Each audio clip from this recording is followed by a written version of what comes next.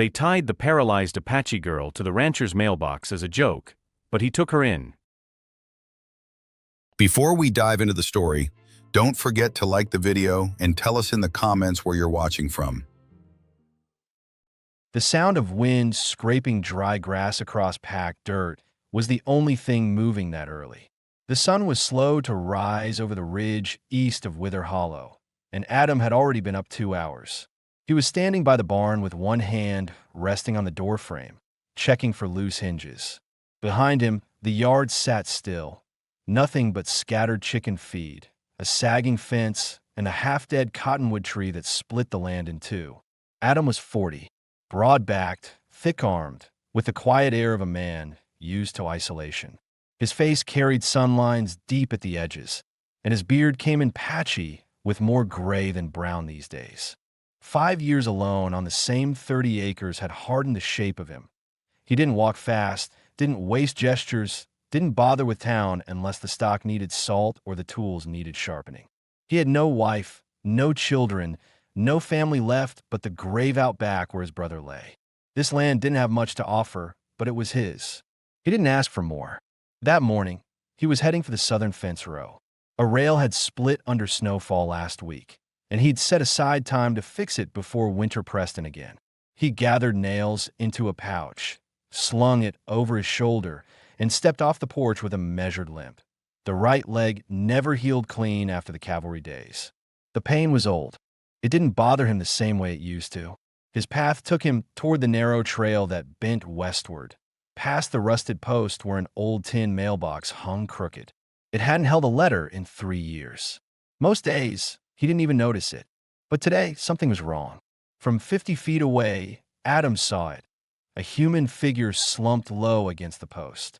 He stopped walking. His hand moved slowly toward the knife hooked at his side, not in panic but in habit. His eyes narrowed. Shape, size, position, he read those things first. Young woman, small, slouched in a way that didn't look like sleep. No hat, no coat, no movement at all. He exhaled through his nose and stepped forward. As he got closer, details sharpened. Her hands were bound behind her back with rough, fraying rope. Her legs were stretched out in front of her, motionless, half covered with a torn piece of burlap. She had dark braids pulled back tight, though loose strands stuck to her cheek where sweat and dust had dried. Her lips were cracked. Her breathing was shallow. The skin around her mouth had gone pale, but her eyes, wide and black, were awake. Watching him, she didn't speak. Adam stood over her for a few seconds, not saying anything. His heartbeat picked up, not from fear, but from the sick understanding of what kind of person had done this. He looked at her wrists. Rope burns. One of them had a small cut that hadn't bled clean. This wasn't fresh. She'd been out here a while. He didn't recognize her face. Probably Apache. Maybe from the scattered camps east of the ridge. She couldn't have walked here, not with how her legs were lying. Useless, unmoving. Paralyzed? Injured? There was no way to know. Not yet. She still hadn't asked for help. Adam crouched slowly beside her. The rope was tight enough to have cut into skin. He pulled a small blade from his belt, just a rusted pocket knife he used for feed sacks, and leaned in close without touching her. She didn't flinch. He cut the first loop, then the second, until her arms fell forward into her lap. She caught herself with her elbows and held steady, though he could tell it cost her strength. He didn't know what to say. Wasn't sure words would matter. "Can you move?" he asked finally. His voice was low, worn down by disuse.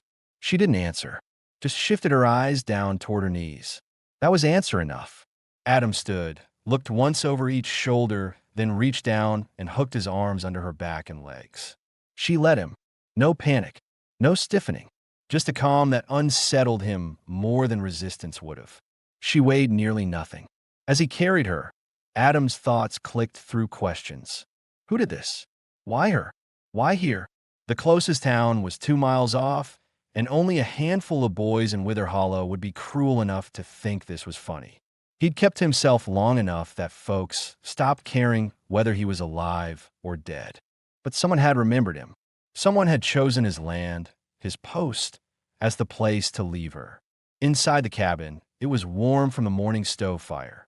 He laid her down on the cot, near the corner wall, where the light came in soft through the only unbroken window. He fetched a blanket, draped it across her legs without fuss, then stepped back to let her breathe. Her eyes followed his movements. Still not a word. He poured water from the jug into a tin cup, walked it over, and set it near her hand.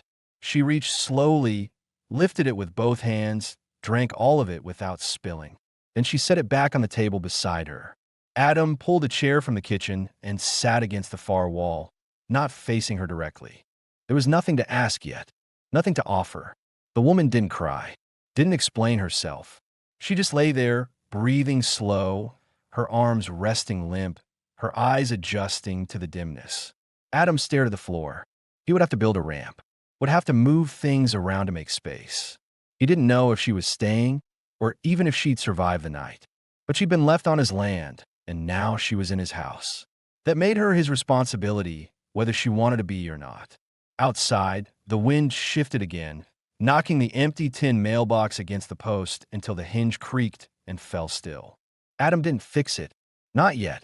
By the time the first frost rolled in that night, Adam had already cleared the porch.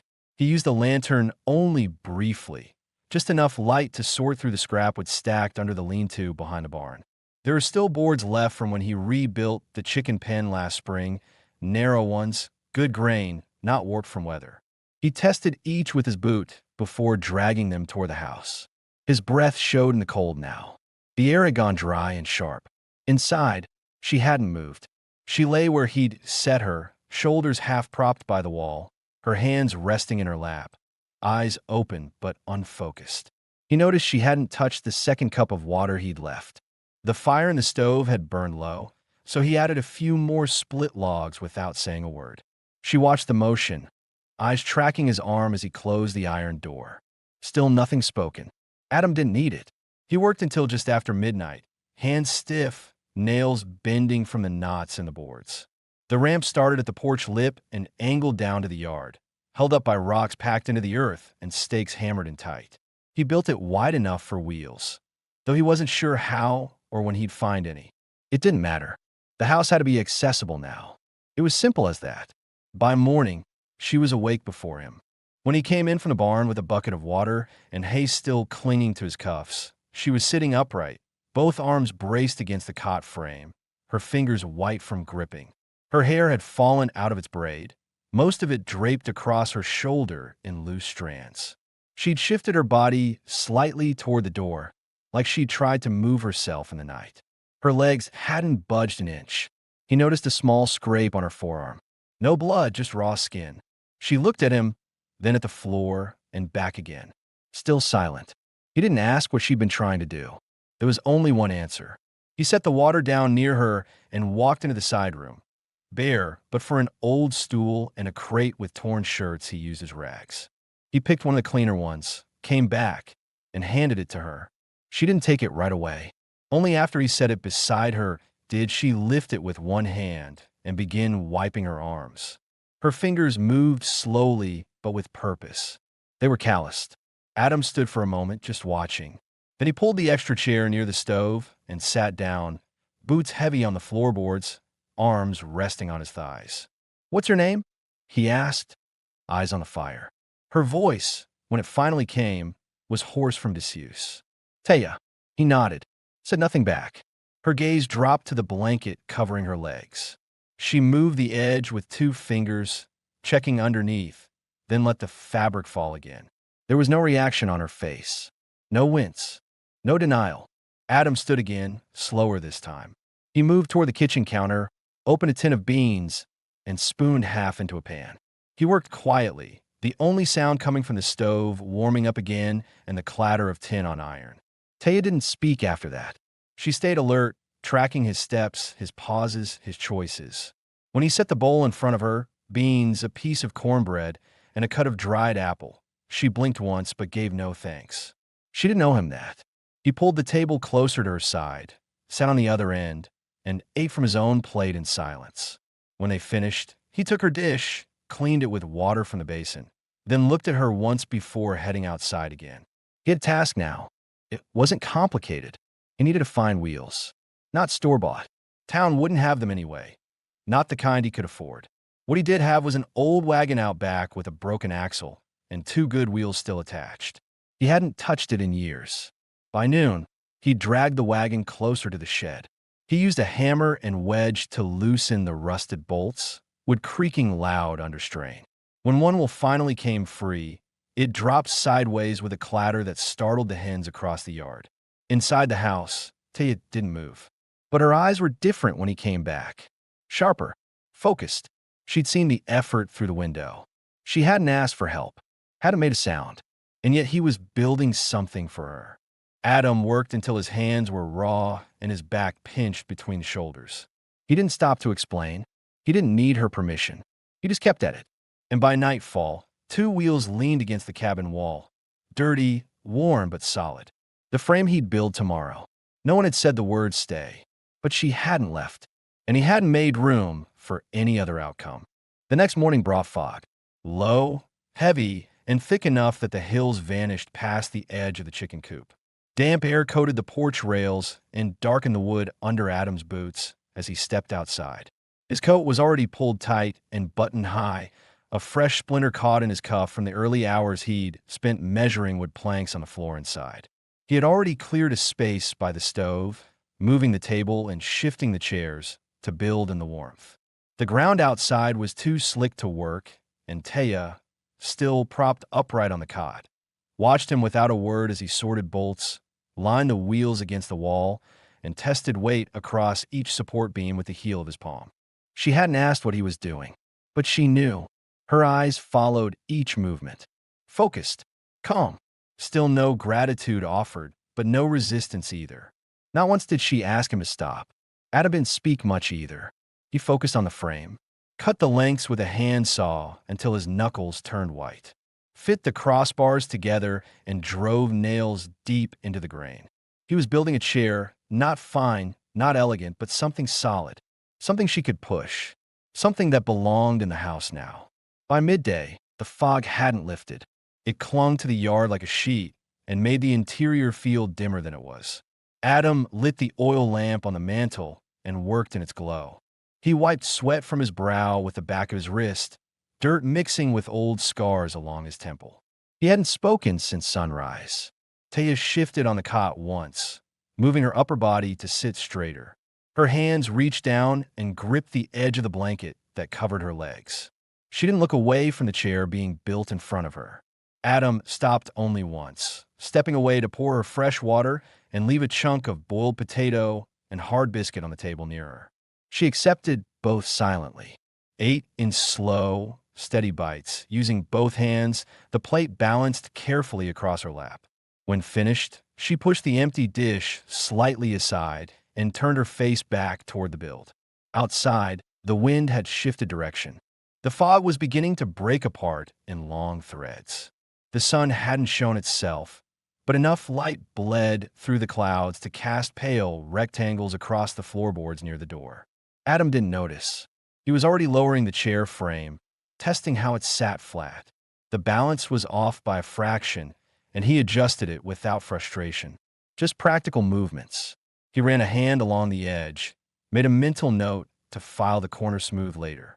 He paused when he felt her eyes on him again. She hadn't looked away, and this time there was something different in it. Recognition, not of the object, but of the time, the hours, the attention. Not once had he asked who she was before, not where she came from, not how she'd ended up bound to his fence post. Now he did. "Who left you there?" he asked, his voice low but direct. Taya didn't answer right away. Her gaze dropped to the cot's edge. She pressed her palm flat against the wood, then glanced at the unfinished chair, then back at him. "Boys," she said quietly. "How many?" "3. From Wither Hollow." She nodded once. Adam's jaw shifted as he processed that. He stood fully upright, wiped his hands clean on his trousers, and moved to the shelf where his tools were kept. He began sorting them without comment. Taya spoke again, unexpected but steady. "They said no one would care if I died out there." Adam didn't reply. He placed the chisel back on the shelf and walked to the door, opened it, and stepped outside for a moment. The air was colder now, but the fog had thinned enough that the barn was visible again. He stayed out for a full minute, just breathing. When he returned, she hadn't moved. but her hands were folded over her stomach, her fingers still. He walked past her, grabbed the oil lamp, and turned it down slightly. The glow dimmed. "Chair will be done tomorrow," he said plainly. She gave a slow nod. Then, finally, she spoke something more. "I'll use it." He looked at her, this time holding her gaze longer than before. "All right," he said. That was all. That was enough. The room went quiet again, but not cold. Not distant. It was a shared quiet now. Chosen. Not empty. And somewhere, underneath it, the shape of something new had begun to settle between them. Neither one said it out loud, but both stayed in it. Fully. Completely. The hammering started before sunrise. Each strike echoed flat across the land, bouncing off frost-covered brush and brittle fence posts. The sky was a dull strip of gray behind the hills, not yet split by sunlight, and the air bit at exposed skin hard enough to sting. Inside, the stove glowed low and steady. Taya remained awake in the cot, watching from her place against the far wall. Her arms were crossed over her lap, and her back rested against the plank frame with quiet purpose. She hadn't said anything since the evening before. She didn't ask about the noise, didn't shift position, didn't blink as dust stirred from the floor beneath Adam's boots. He moved the nearly finished chair into the center of the room. Now he was drilling through the axle rod, sweat darkening the front of his shirt despite the cold. Each movement had weight. There was no wasted effort. He paused only to wipe his palm against the back of his thigh or to reach for a bolt left on the table beside the bread tin. The wheels, salvaged from the old wagon, had been cleaned, scraped of rust, and coated with the oil he kept in a chipped glass bottle for hinges and rifle parts. They weren't pretty, but they rolled smooth. He tested them again and again, bending close to listen for any grind or looseness. When satisfied, he fit them onto the iron rod, secured them with washers, and rolled the base across the floor once to feel it move underweight. Taya didn't react until he crouched beside the cot. Her breath shortened slightly. "I'm going to lift you," he said, calm and clear. "It'll take a minute." She gave a short nod. No fear showed, but her fingers pressed harder into the blanket as he slid one arm beneath her shoulders and the other behind her knees.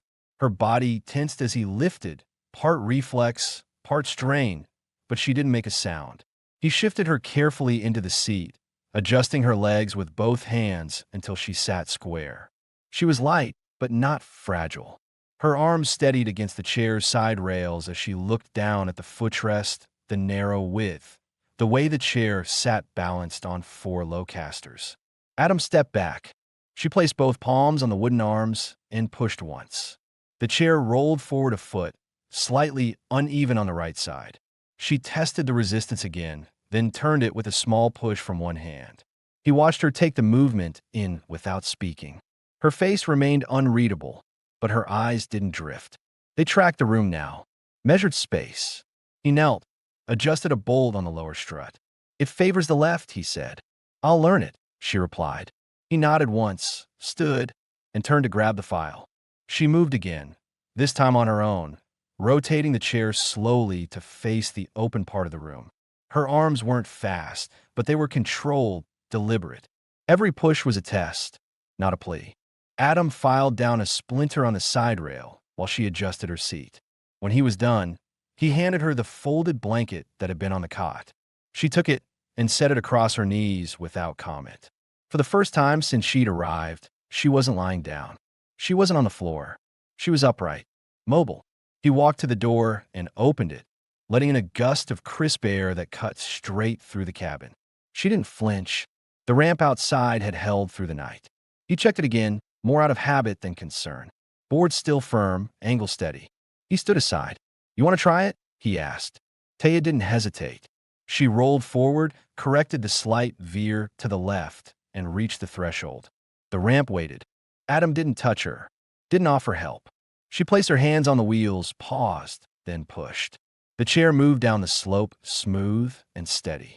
Her eyes were fixed straight ahead, her posture straightened by control, not pride. At the bottom, she turned in the dirt and rolled toward the sunlit corner of the yard. Adam stayed at the top of the ramp. She stopped by the chicken pen, rested her hands on her thighs, and looked back toward the cabin. A nod passed between them. That was it. He went back inside. She stayed out there a while. Not because she needed to, but because she could. By the fourth day, the fog had cleared completely, but the cold stayed sharp.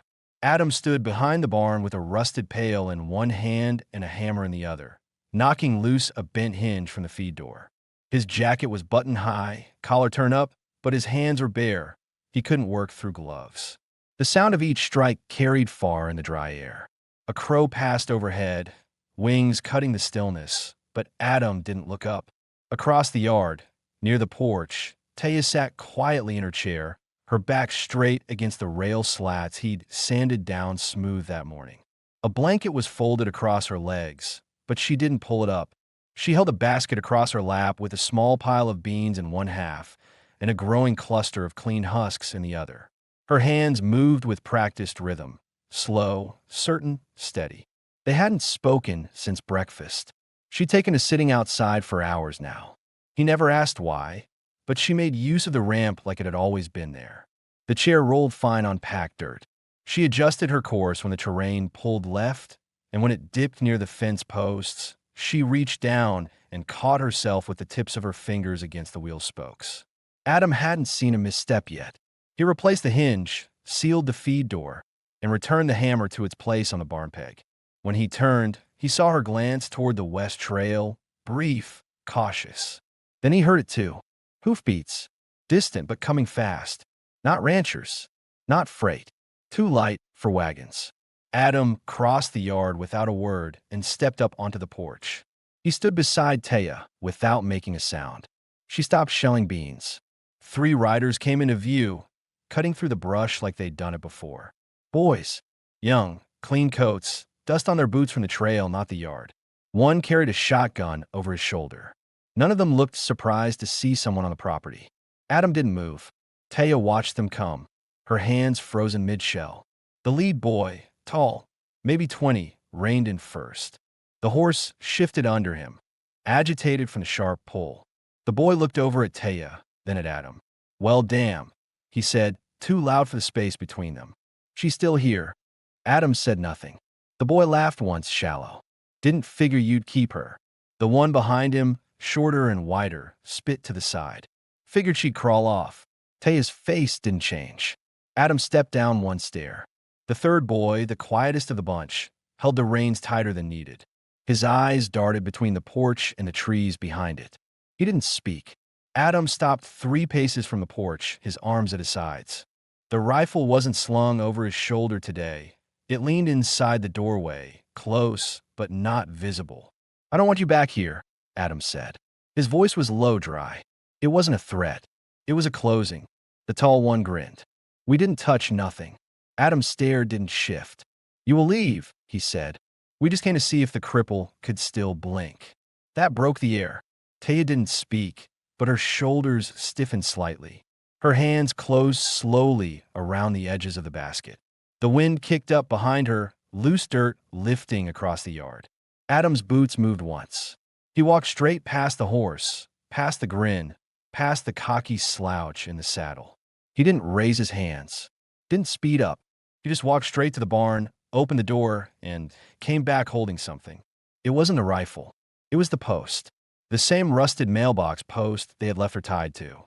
He had ripped it from the ground the night after he brought her inside, never thinking what he'd do with it. But he'd kept it behind the barn, leaned against the wall like an ugly memory that hadn't gone to rest yet. He set it down in the dirt in front of the horses. Didn't say a word. The tall boy's grin faded. The quiet one shifted in his saddle. "You can keep it," Adam said. "Don't bring it back." Nobody moved. Adam didn't flinch. He looked each of them in the face, eyes hard, steady, not daring them, just ending them. One by one, they turned their horses. No back talk, no flair. The boy with the shotgun said something under his breath, but the others didn't answer. They rode off the same trail they came in, dust rising behind them. When the sound of hoofbeats faded, Adam picked up the post again and walked it to the back of the barn. This time, he threw it down flat, not leaning, not saving. He shut the barn door and walked back to the porch. Taya hadn't moved. Her fingers were back to the beans, slow again, no rush in her touch. "They won't come back," he said as he stepped onto the porch. She didn't look at him. "I know," she said quietly. That night, he fixed the draft under the west window. Taya rolled herself beside the stove, warming her arms while the stew simmered low. He passed her a piece of bread with the crust still hard, and she ate without needing it softened. Afterward, they sat across from each other in the firelight, the chair wheels locked in place, his legs stretched out, the floor creaking faintly under their weight. Neither spoke, but the silence had changed again. Not stiff, not heavy, settled, real, and earned. Wind pressed against the cabin that morning with a different kind of weight. Not violent, but full. It moved the frost across the yard like smoke and left the porch rails coated in ice. Adam pushed the door open with his shoulder, holding a small burlap sack of flour in one arm. He'd walked to the trading post before sunup, made the trip in less than 2 hours, and returned with just the essentials: flour, salt, a new file for the saw, and a spool of thick thread. He hadn't told Taya he was going. She hadn't asked where he went. When he stepped inside, the warmth from the stove hadn't reached her yet. She sat at the table near the window, arms crossed tightly over her chest, chair angled to catch the limited sunlight that broke through the cloud-streaked sky. Her hair was tied back in a rough bun. Strands framed her face, and the blanket had fallen from her lap onto the floorboards. She hadn't picked it up. Adam shut the door behind him and dropped the sack onto the counter. A few grains spilled onto the wood and disappeared into the cracks. He removed his coat, hung it on the hook beside the stove, and picked up the thread spool. Taya didn't turn toward him, but she spoke without raising her voice. "Did you trade anything?" He set the spool down gently on the table. "No," he said. "Paid cash." That seemed to satisfy her. She lowered her arms and wheeled backward, giving him room to pass. For a long stretch, they didn't say anything. The rhythm of the place returned, quiet, deliberate, filled with practical sounds. The pan warmed on the stove. Water hissed into the kettle, which shifted inside the iron belly of the heater. She rolled to the basin, dipped a cloth in warm water, and began wiping the table surface where old crumbs had settled. That was new. Adam didn't comment. Later, she opened the chest at the end of the bed, the one he hadn't touched in over 3 years, and pulled out a folded length of cotton. It had belonged to his mother, long before either of the brothers inherited the house. The fabric was thin but clean. She unfolded it, measured it against her chest, and then, without asking, began tearing it into sections. Adam paused, tools in hand, watching her from across the room. "What for?" he asked. "I'm making something," she replied. Her voice didn't carry a challenge. It wasn't defensive. It was matter of fact. He let it be. Over the next hour, she worked steadily, needle between fingers, thread pulled through fabric with careful tension. Her hands were fast, the kind of fast that came from repetition, not show. She didn't pin or measure formally. She didn't need to. She worked by instinct, eyes narrowed slightly in focus, jaw tight from the cold. Adam finished reinforcing the chair's left wheel mount, then set his tools down and moved to the window. Outside, 2 does stepped into the yard near the woodpile. Their hooves cracked the frost beneath them. He watched them a moment before they darted off again, startled by a sudden gust of wind. Behind him, Taya exhaled sharply. Not for frustration, more like satisfaction. She held up the cloth now, shaped into something new. An apron. It wasn't fancy. The stitching wasn't perfect, but it had a clean neck loop, 2 pocket flaps, and enough length to reach past her knees. She didn't wait for approval. She tied it around her waist, rolled herself toward the stove, and began pulling out ingredients. He stepped aside without a word. That evening, they didn't eat in silence. Not much was said, but sounds filled the space. Her knife tapping against the cutting board, the spoon stirring broth, the low scrape of metal on the skillet edge. She portioned food onto 2 plates and handed it across the table. Her hands were steady. He accepted it without comment. When they sat down, she spoke first. "I used to do this with my brothers." Adam took a bite before answering. "How many?" "2. Older. One's dead. The other stayed behind." He didn't ask what happened. She didn't offer more. The meal was good. He hadn't tasted anything close to seasoned in months. She'd used a dried bundle from the shelf he hadn't touched in years, bay leaf, and some cracked pepper. There was a faint hint of heat at the back of his throat when he swallowed. When they finished, she cleared both plates. Adam stayed seated, watching the way her shoulders moved as she rinsed the tin dishes. She wasn't quick, but she didn't hesitate. Her arms had grown stronger. He noticed how easily she turned in the chair now, how her movements no longer carried caution but habit. He rose finally and stepped outside to smoke the stub of an old hand-rolled cigarette. He leaned against the porch rail, watching clouds slide over the moon. His fingers ached from the day's work. The cold didn't help. Behind him, through the window, the cabin glowed with warm light. She moved around it freely. Not fast, not perfect, but with ownership. He took one last drag, crushed the stub under his boot, and stood still for a while longer before heading in. She was already near the cot, unfolding her blanket. He crossed the room, grabbed the second quilt from the shelf, and tossed it to her lap without comment. She looked up, caught it easily, and nodded once. That night, she didn't sleep on the cot. She stayed in the chair, pulled close to the fire, apron still tied around her waist. Adam didn't question it. Some things didn't need words. The first snow arrived 2 days before expected. Thin flakes at first, light, scattered, falling without sound. But by mid-morning, the wind had shifted south, and the sky took on that dull, bruised color Adam recognized from long winters past. The woodpile was still low. He had meant to haul more from the ridge by week's end. Now, his plans had narrowed to hours. Taya sat near the front window, a wool shawl around her shoulders, eyes fixed on the clouds crawling down from the mountains. Her breath fogged the glass each time she leaned close. Her lap held a folded cloth bundle. Inside it, a stack of lined paper and a graphite pencil that had worn to half-length. She found them in the drawer beside the cupboard 2 nights ago and hadn't let them out of sight since. Adam laced his boots without looking up. "You stay inside today," he said. She didn't argue. He didn't wait for a response. By noon, he'd loaded the mule cart with rope, a hatchet, and an empty crate. The trees along the northern slope held older wood, dry and thick, but reaching them would take a few hours round trip, and the trail would ice over fast if the snow deepened. He took his rifle, not for trouble, just for form. Taya watched him from the porch until the slope swallowed his silhouette.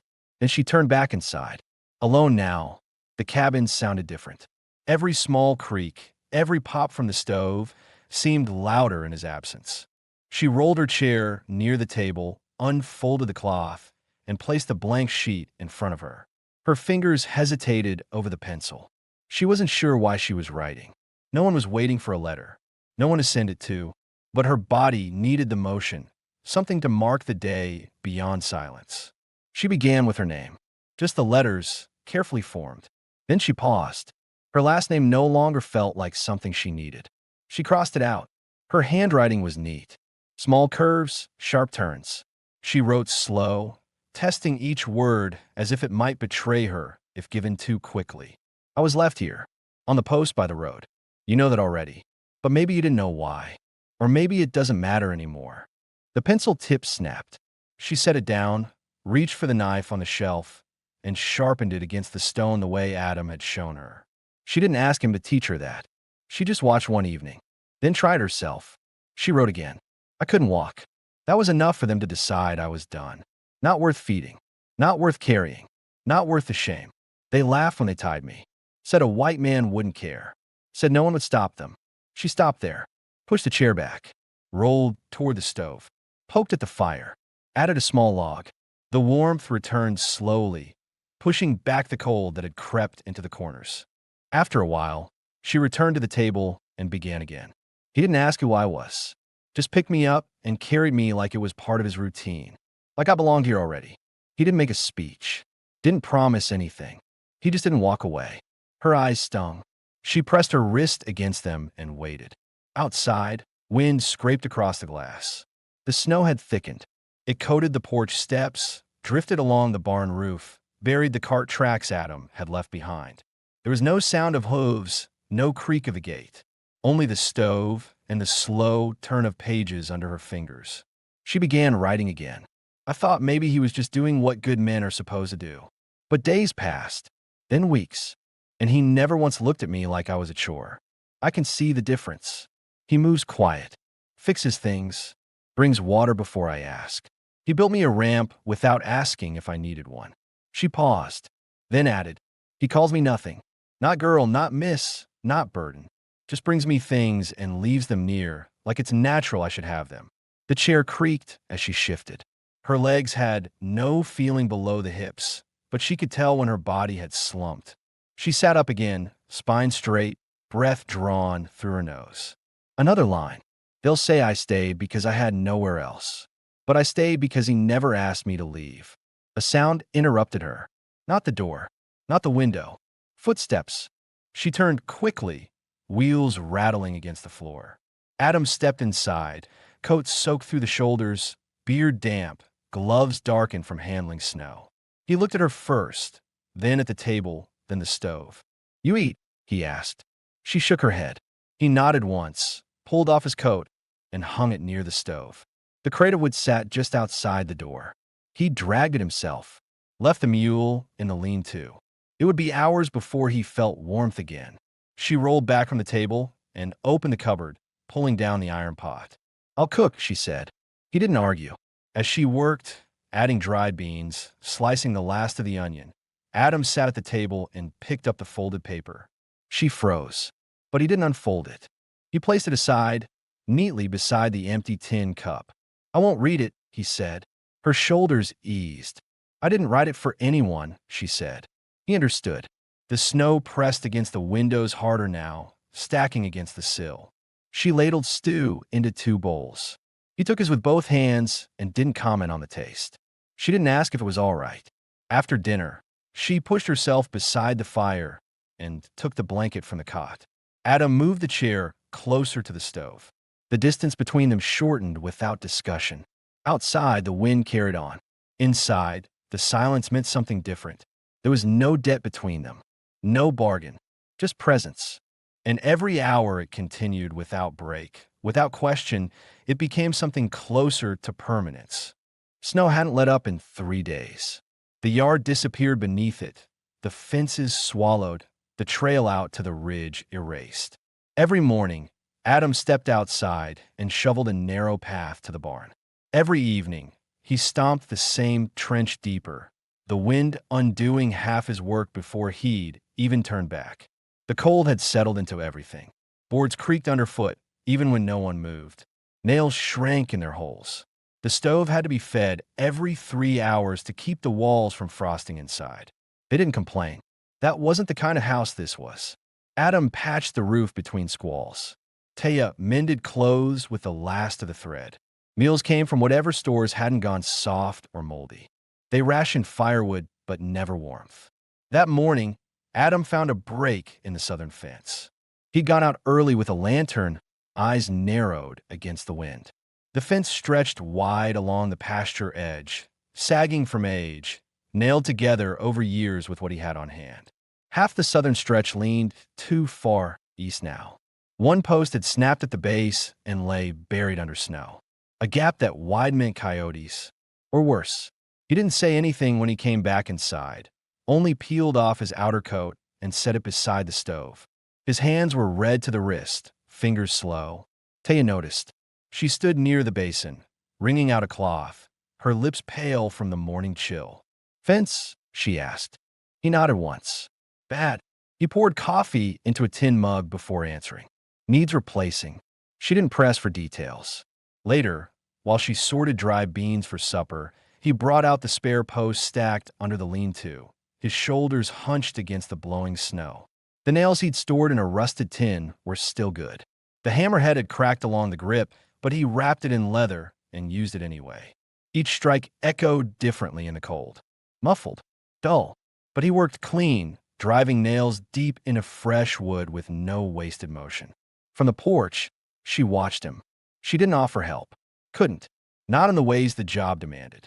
But she stayed visible, her presence constant. After the third post, he came in for water. His breath left him in thick clouds.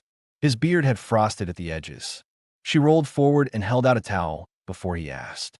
He wiped his face and sank onto the bench by the wall, breathing shallow. She reached behind her and handed him a boiled potato wrapped in a cloth napkin. Still warm. He took it without speaking. "You think they'll come back?" she asked. He glanced at her, surprised. "Who?" "The boys." He took another bite, chewed slowly. "Not in this weather." She nodded, then wheeled to the stove and added more wood. "Come spring." Adam didn't answer at first. He looked down at the floorboards, tracing the grain with his eyes, then met hers. "If they do," he said, "I'll be ready." She didn't smile, didn't nod, but the air shifted. Later, when he returned to the fence, she worked from the window, sewing a pocket into the side of the chair. Her stitching had improved. Tight, straight. She looped a strap through the armrest and knotted it twice. Inside the pocket, she slid a small folded knife. Dull but pointed, her hands didn't tremble when she secured the clasp. By the time the sun lowered behind the ridge, Adam had set 5 new posts and stretched wire between them. His gloves were soaked. His knee ached. He limped heavier than usual coming back in. She handed him a rag for his boots before he even asked. He took it and sat on the stool by the door. "You see anything?" she asked. "No tracks. No movement." "That's good." He looked up. "You thinking about leaving?" She turned slightly in the chair. "No." He let out a slow breath. "Just wondering," she said, "how long this quiet lasts." He wiped his boots, hung the rag by the door, then crossed to the table and pulled out the chair. "Quiet doesn't mean it's safe," he said. "No, but it's better than what we had before." This time, she nodded. They ate in silence again, but it wasn't empty. The weight between them was different now. Not tension, something closer to agreement. When she cleared the dishes, he moved to the back room. From a crate beneath the cot, he pulled out an old canvas sack. Inside were items he hadn't touched since his brother died. Old cavalry gear, a second revolver, bullets wrapped in oilcloth, a folded paper with their last homestead taxes, unpaid. He brought it to the kitchen and set it on the table. Taya looked at the bag, then at him. "Don't want surprises," he said. She understood. They spent the rest of the evening preparing without saying that's what they were doing. She cleaned the rifle parts one by one. He packed dry food into canvas rolls. A second kettle was filled and left on the stove to heat water faster overnight. Nothing was said of danger. Nothing was predicted. But the way they moved said everything. Later, as the snow thickened again and wind howled against the shutters, they sat near the fire. Adam on the bench, Taya in her chair, hands folded in her lap. "I wasn't meant to stay alive," she said quietly. He didn't look away. "I didn't think I'd care again." He shifted forward, elbows on his knees. "You do now." She met his eyes. "I think I already did." He gave a single nod, then stood, went to the shelf, pulled down the tin of dried apples, opened it, handed her one. She took it, bit down, and chewed slowly. Neither spoke again that night. But for the first time since she'd arrived, the word home stopped feeling foreign. The storm passed during the night. By morning, the sky had cleared. A pale sun pushed through the frost-thick clouds, turning the snow into a hard crust that cracked under Adam's boots as he stepped across the yard. His breath came out slow and white. The wind had stopped completely. Everything looked still. No movement from the tree line, no coyote prints near the coop, just clean white and a silence too, even a trust. He reached the barn and opened the doors carefully. The mule, restless after 2 nights inside, pawed the ground and let out a low snort. Adam fed her, checked the boards, and leaned against the stall for a moment longer than usual. Something felt finished. Inside the cabin, Taya boiled water for laundry. She had taken over more of the routine without discussion, cutting onions, mending sleeves, folding towels by the stove. The chair, once unfamiliar, now followed a clear pattern through the small space. Its path worn smooth across the wooden planks. Her hands moved efficiently, sleeves rolled, sleeves tied at the elbow with scraps of cotton. She wasn't adjusting to the place anymore. She belonged to it now. Adam came in with his coat stiff from cold. She glanced over her shoulder once to check his face. No words, just a small nod. She returned to pouring water into the wash basin. He unhooked his hat, set it on the peg, and stood near the door, warming his palms over the fire. "Fence held," he said. She rinsed a rag and didn't look up. "Good." He walked to the counter, reached for the last jar of pickled beets, and turned it over in his hand. We'll need more supplies before spring. I'll make a list. That was the shape of them now. Two people moving side by side, without needing to name what had formed between. Around noon, the crunch of hooves shattered the quiet. Adam stiffened. Taya wheeled herself toward the window. 3 riders approached from the southern slope, one of them holding a sack over his shoulder, another carrying a long rifle across his lap. Their horses moved slow, deliberate, not wandering. Not kids. Adam moved to the cabinet and removed the old Colt he hadn't used since before she arrived. He checked the chamber out of habit, then rested it on the table within reach. His stance didn't change. He waited. Taya said nothing, but her hands closed tightly around the arms of her chair. The knock came soft, measured. Adam opened the door halfway, keeping his weight balanced on the frame. A man in his 40s stood there, coat too clean, eyes sharp, beard trimmed like someone who still visited town for appearances. "You Adam Harrow?" the man asked. Adam nodded. "Name's Lane Trask. Marshal out of Silver Bluff." Adam didn't move. "You ride this far for trouble?" "No, sir. For clarity." The marshal looked past him. Not at Taya, not at the rifle. At the floor, the doorway, the weight in the silence. "Boys from Wither Hollow are being held. Word is they left a woman tied up on your property. She pressed charges." Adam didn't answer. Trask stepped back, lifted the sack, and handed it to him. Their folks pooled together to pay restitution. More worried about the name of the town than the harm done. "I'm not here to argue, just to deliver." Adam didn't take the sack. Behind him, Taya rolled forward, stopping just short of the doorframe. "I didn't ask for money," she said, voice low but even. Trask looked at her, not shocked. "No, ma'am, but it's yours just the same." She stared at him for several seconds, then at Adam. "Do we need it?" Adam watched her face. "No," he said. She backed away. The marshal stood quiet for a breath, then lowered the sack to the porch. "Well then," he muttered, "guess that's that." He tipped his hat and turned. The other riders followed him without a word. They left the sack behind. Adam closed the door and didn't speak. Taya rolled to the fire, pulled the kettle closer, and stirred it once with a wooden spoon. "They didn't care what happened to me," she said.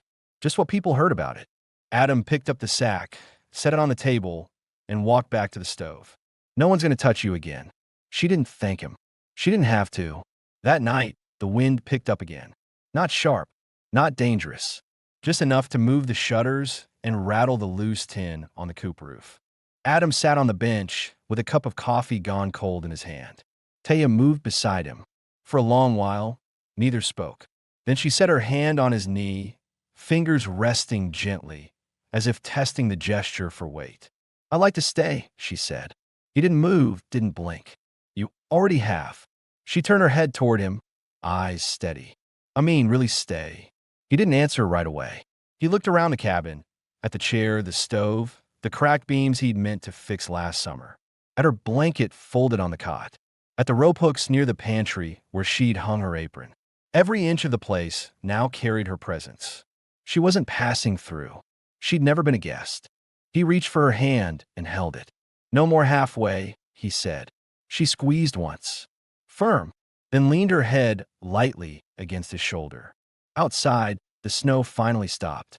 And for the first time in years, Adam didn't mark the hour by how much work was left undone. He marked it by who was with him, still, steady, choosing to remain. Not out of need, not for mercy, but because home wasn't what you built. It was what you stayed for.